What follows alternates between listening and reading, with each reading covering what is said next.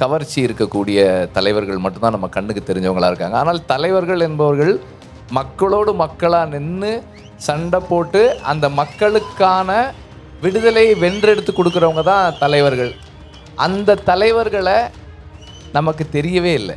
அது மாதிரி ஒரு ஒரு ஆயிரக்கணக்கான தலைவர்கள் நமக்கு இருக்காங்க, இங்கேயே இருக்காங்க.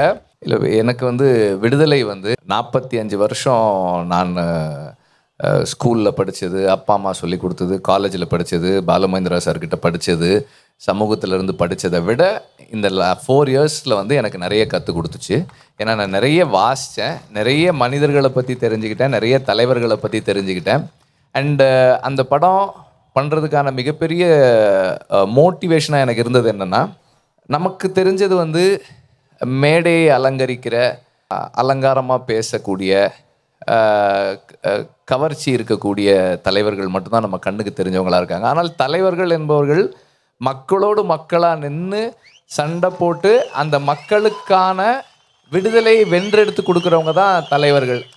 அந்த தலைவர்களை நமக்கு தெரியவே இல்லை. அது மாதிரி ஒரு ஆயிரக்கணக்கான தலைவர்கள் நமக்கு இருக்காங்க, இங்கேயே இருக்காங்க. ஒவ்வொரு ஊர்லேயும் ஒவ்வொரு தெருவுலையும் ஒரு தலைவர். அவர் ஒரு மக்களுக்கான ஒரு பிரச்சனைனா முன்னாடி போய் நிற்கிறாரு, அடுத்த தலைமுறையை உருவாக்குறாரு. அடுத்த தலைமுறையும் ஒரு பிரச்சனைனா போய் முன்னாடி நின்று கேள்வி கேட்குறதுக்கு போகிறாங்க. அதை உருவாக்குறது அவங்க நம்புகிற தத்துவம், அவங்க பின்பற்றுற தத்துவம்.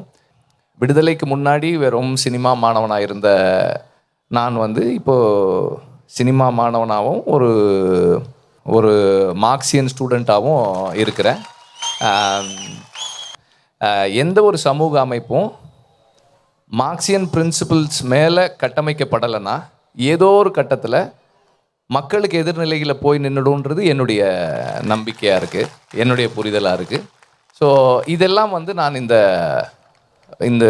4 இயர்ஸில் நான் கற்றுக்கிட்ட விஷயங்களாக இருக்குது.